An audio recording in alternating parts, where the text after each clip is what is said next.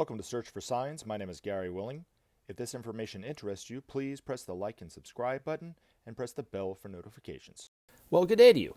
It is October the 21st, and I hope you're just as effed up and weird today as you were yesterday, right? Now, if you have a question about Maitreya, the Masters of Wisdom, or what we talk about here on this channel, always post your question as a comment. That's a good way to do it. If you look in the description of this video, there is a link to the email address, searchforsigns@mail.com. So you can always email me too at searchforsigns@mail.com. And typically what I'll do is I'll just try to answer your question in the next video. All right, now let's see. No questions, I think, in this one, but some really good comments to talk about. All right, this first one comes from Jason Kanish. Doing a very good job. I always find your humor spot on. I'm British, same humor. Keep spreading the word. Oh, you're very kind, Jason. The interesting thing about that is I knew Benjamin Creme, who was British. I knew him for well over 20 years. And he didn't find me funny at all. I mean, I tried to make him laugh several times, and he just gave me this look, this disapproving kind of stiff upper lip. He never once cracked a smile when I tried to get him to laugh. So, anyway, you know, the other funny thing is, like, some years ago when Barack Obama was still president, my family and I, we went up to D.C. and then we went up to New York. So when we were in D.C., we spent the weekend in Washington, D.C. And if you've never been in D.C. on the weekends, on Sunday morning, D.C. is a ghost town. And so we went down to see the White House on Sunday morning. And there wasn't much going on. And we get there, park the car. Of course, we walk through whatever that park is that Trump gas bombed everybody to take that photo op, whatever that park is. And when we get to the front of the White House, there's that street that's blocked off, and then there was a sidewalk, and then there's the black fence, right? It goes all the way around the perimeter of the grounds of the White House. And on both sides of the fence, there are uniformed Secret Service officers that are patrolling the whole perimeter of it, right? So when we get there, there's a family that's trying to take a photo of this little girl, and she looks like she was maybe in kindergarten, maybe. She might have been 4, I don't know. She was really tiny. And they were trying to get her to turn around and take a photo of her.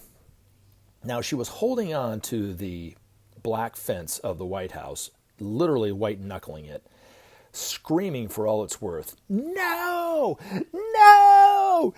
No!" And she's crying. Tears are streaming down her face. And I am, you know, a student of human nature, so I was sitting there watching this whole meltdown go down. And here comes this young, uniformed Secret Service agent that was walking on the outside. And he just kind of comes over to see what's going on. And he stands really pretty close to me. And as this girl's screaming bloody murder, "No!" Right? I look at him and I went, "Oh, she must be a Republican." And he looks at me and he goes, "Ha." That's all he said to me, right? So, for years, I thought that this guy probably thought I was pretty stupid for making a comment like that. I didn't think it was funny at all, right? And not too long ago, I think it was last year, I was talking with this police officer who, from time to time, worked as a liaison with the Secret Service when the president would come into town. And I just happened to tell him this story. And when I got to the end where I said that the Secret Service agent looked at me and went, "Ha," right? He went, wait. He actually said that? And I said, "Yeah, he didn't think it was funny, right?" He goes, "Yeah, he thought it was hysterical." I'm like, "What are you talking about?" He goes, "If you can get a Secret Service agent to say "ha," right, then he thought it was really, really funny." And I said, "But he didn't laugh." And he goes, "No, they're trained not to laugh." And I'm like, "Really?" And he goes, "Yeah, they're like the English guards that guard the Buckingham Palace, right? That people always try to get them to smirk or break character, you know." And he goes, "Oh yeah, they're trained not to laugh." I was like, wow, actually, I felt pretty good after that. So maybe Ben thought it was funny. He was just trying to hold it back, I guess. I don't know. Now, the one thing about this, too, I want to talk about in regards to this information is in the last video, I had mentioned this, too, that oftentimes the the thing about ourselves that we hold most dear and we cherish and we are most proud of about ourselves, right, is oftentimes the thing that are holding us back. And Benjamin Creme said something similar to that one year at this conference out in San Francisco. He was saying that, the one thing that, if there, a lot of times, the thing that you think about, you say, I'm not anything, I'm blank, right? And you can fill in the blank for yourself. If I'm not anything, I'm blank, is usually, very often, your biggest character flaw that's holding you back, even though you're thinking that's your biggest strength. And prior to this, hearing this from Ben, I had actually, and like I said, I was trying to get him to laugh a lot. For years, I thought that if I'm not anything, at least I'm funny. And then he said this, and then I started looking at it myself, right? And I'm like, okay, well, let's take it on, right, as an inquiry, right? And I started looking at my life and the times in my life that maybe my jokes were ill-timed, or, I might have said it, I should have maybe not said anything, right? And then the person took it the wrong way, and I had to try to explain myself or whatever, and it really was holding me back too, and there are other things that I've said, if I'm not anything, I'm blank, and I've had to look at it from the perspective of what he was talking about, right? And to take it a step further, in regards to the masters, right? If you look at this photograph in the background of this video, there's 6 masters here. Now, the only 2 pictures really are the one of Sai Baba and of Maitreya that's in Nairobi. The other ones are paintings or drawings, right? Well, the drawing at the bottom of there's only 2 people without a beard. So the one of the drawing without the guy without a beard, that's supposed to be the master Djwhal Khul. Now, I don't know if that's how he actually looks, but that's how this person had him, drew him in this painting. Now, he's a Tibetan master.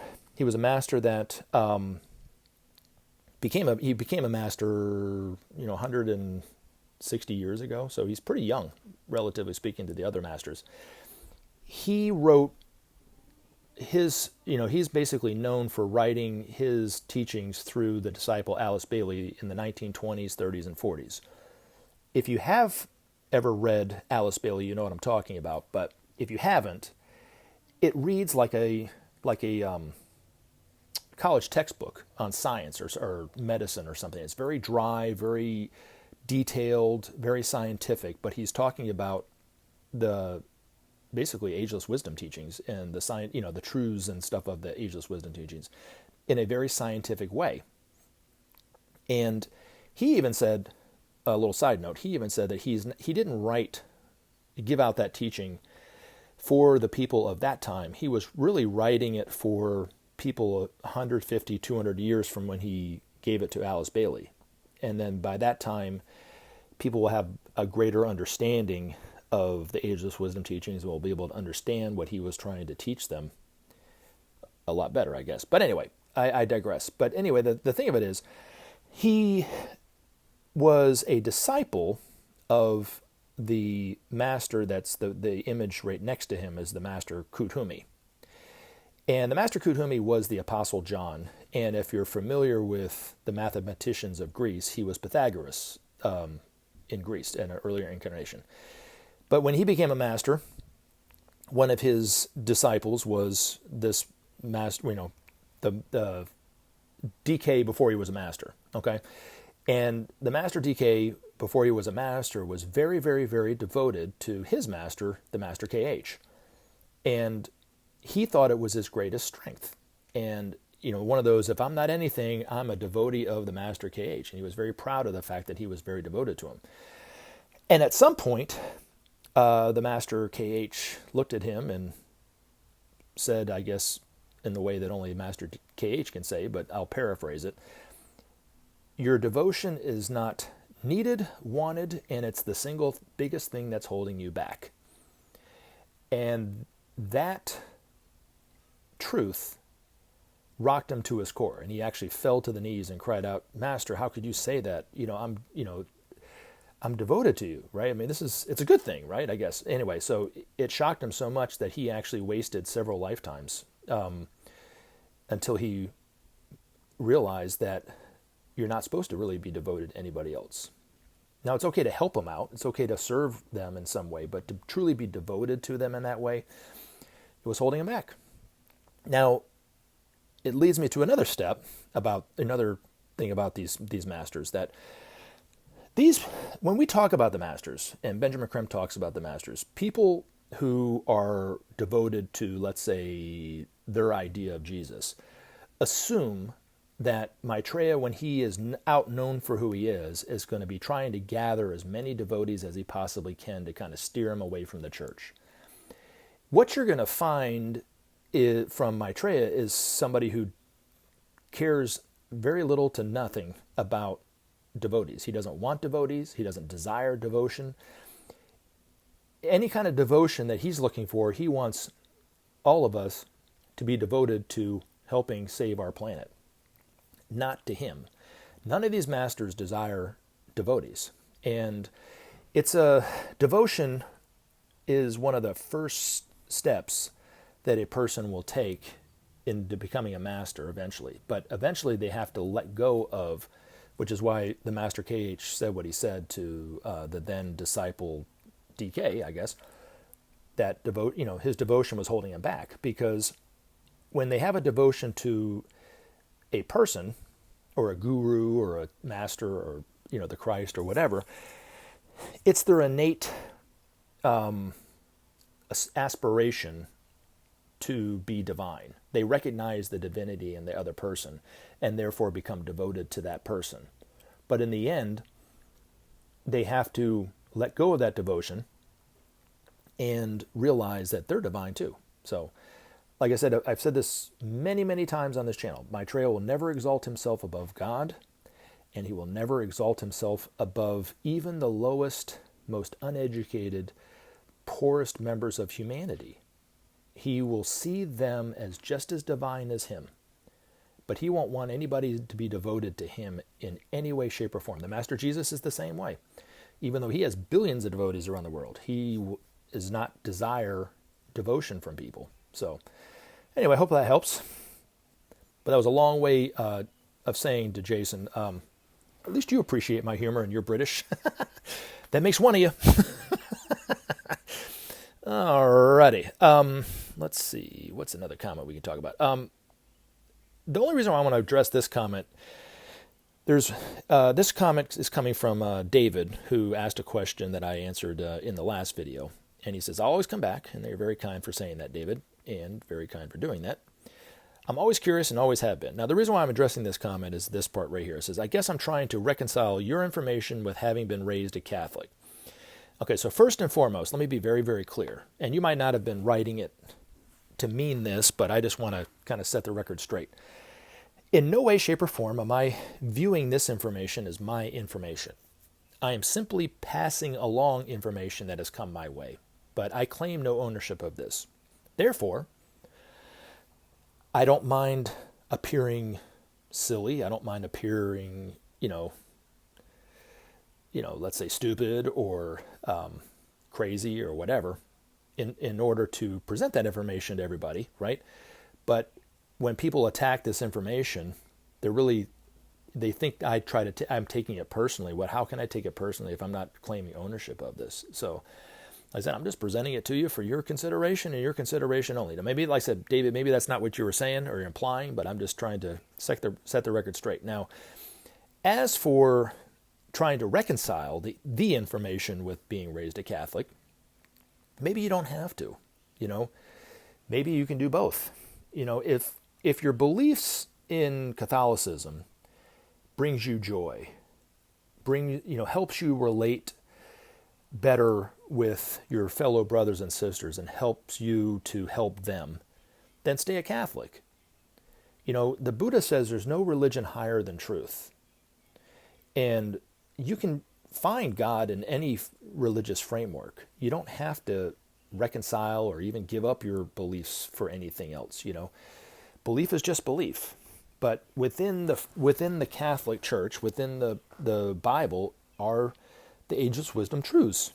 What you sow shall you reap. As one. The law of cause and effect. The disciples, when he was talking with Jesus, one example that was left in there was Jesus said, they asked, they were talking about John the Baptist. This is a better example. And Jesus says, don't you remember what I said? He's Elijah come back again. And the esoteric view of John the Baptist was he was, in a previous incarnation, Elijah. So he talked about reincarnation too. A lot of it was taken out by the Catholic Church ages ago. But when the Master Jesus does finally take over the Catholic Church, I'm sure a lot of what was taught by him 2,000 years ago will be re-explained, rewritten down, all that kind of stuff. So it's a lot clearer for people to understand. But anyway, but I appreciate you know, your questions and your time and all that kind of stuff. So anyway, thank you very much. And then there were some other comments about the last video that are rather interesting, but I don't want to get into it because we're already getting too long. But the one I want to bring up that actually really made me laugh because he's commenting about this last video I talked about, the Space Brothers. And Abdullah, I didn't realize he was this funny of a person, because I don't know if he meant this to be a funny statement, but it was really actually quite funny. It says, I like the Arabic title of a book I found in Iraq, in the capital of Baghdad. Men are from Mars and women are from Venus. Anyway, so like I said, I don't know if he meant that to be a funny thing, but he's been killing it lately.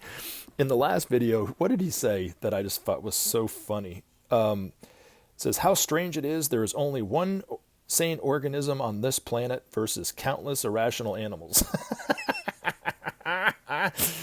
Now, the interesting thing is, somebody who comments quite a bit, Zen, he started replying to this, and they actually brought up some really interesting things that would be kind of interesting to talk about too. What is striking in the title of the book, the ancient civilizations used to link the goddess of love, beauty, and sexuality to the planet Venus, and for this reason it was named after the Roman goddess Venus, right? Similar to the character of the Virgin Mary among Catholics, that the Hindu god Sanat Kumara descended from Venus to Earth to lead the white and world brotherhood and help Maitreya and the teachers.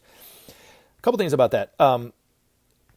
The one you're speaking of, Sanat Kumara, did come from Venus, and is really the personified manifestation of our planetary logos, and it's one of the 7 Kumaras in our solar system. You can't get much higher than that, I think, from what I understand of it. But if it wasn't for that great being, we would still be, really, every one of us would be cooking our dinner with fire, in caves kind of thing. So it's because of his energy that has spawned what we know of the world today, really. And then it says, the other one too I thought was interesting was coming from Abdullah. It says, the next era after the end of the age of Pisces is the age of Aquarius, which is true, which will also be known as the age of the Hindu and Buddhist deities Tara, which corresponds to Venus and the Romans of Mary and Catholics. It seems the next age of Aquarius is the era of Earth's absorption of the energy of Venus. And it's interesting you said that, because Ben said many times that the age of Aquarius is the age of Tara, which is the age of woman, where women will finally, after long ages of darkness, will be truly equal with men.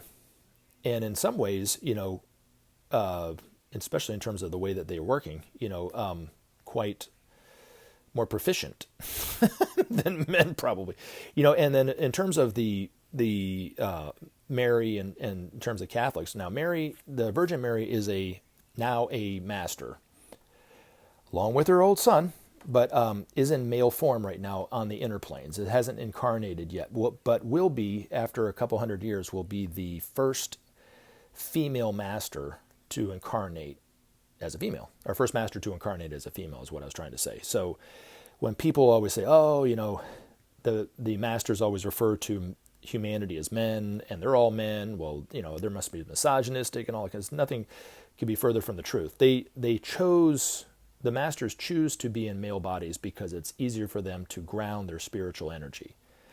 But as time goes on and we start moving into the age of Aquarius, more and more of these masters will incarnate as females as well. And then eventually it will be 50-50 pretty much. So interesting. And then, in terms of Venus and Mars, the other thing I wanted to talk about too was the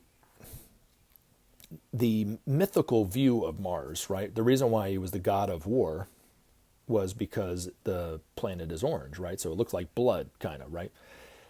But if we were to go to Mars, the majority of the people on Mars are extremely peaceful people.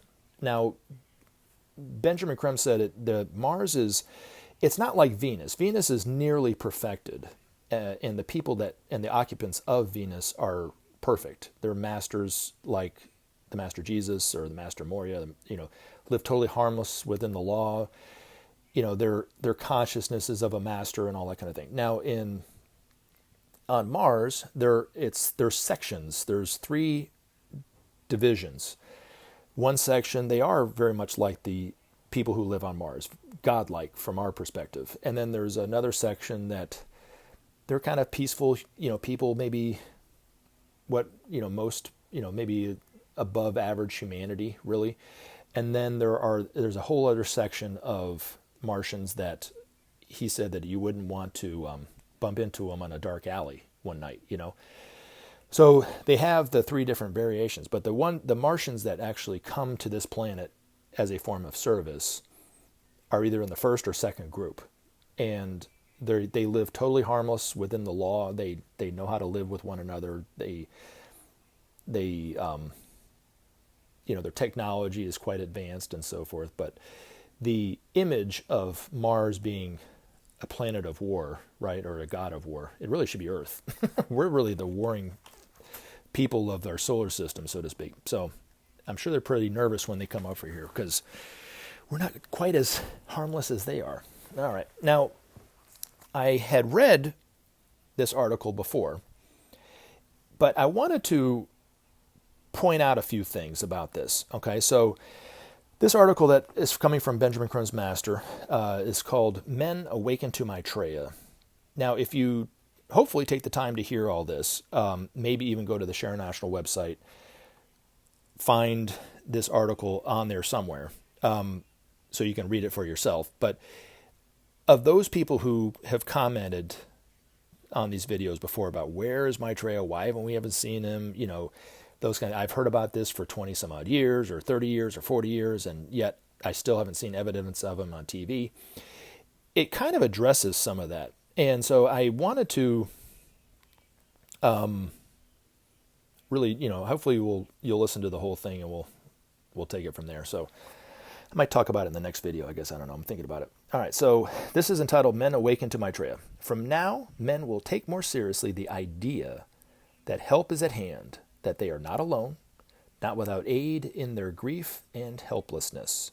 Recent events have brought again to humanity the hope that at the point of their greatest need, when they had all but relinquished hope of succor, somehow their prayers would be answered and their pain assuaged.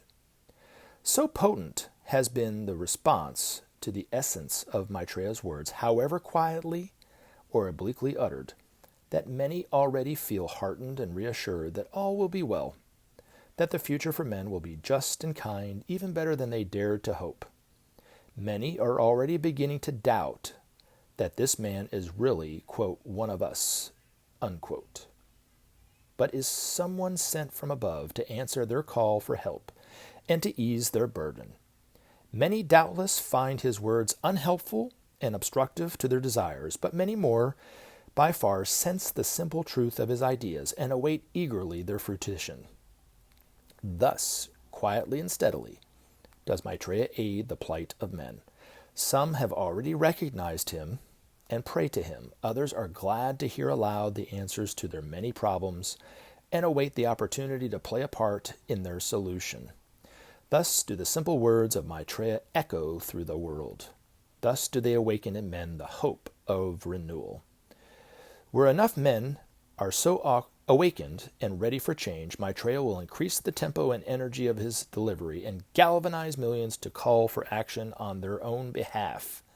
Men must understand that action must come from themselves, else nothing new can happen. Where men realize this, they will act spontaneously and with hearts ablaze with hope. So will it be, and so will men fulfill their destiny and create the better framework for the new age which opens before them. Maitreya is at the beginning only, of his task to guide men into right relationship. But already he finds that his words encourage and soon will galvanize millions to act and claim their destiny, not through revolution, but through revelation of their own divinity. Remember to take action and help SOP save our planet. Thanks for listening, and we look forward to talking to you again in future videos.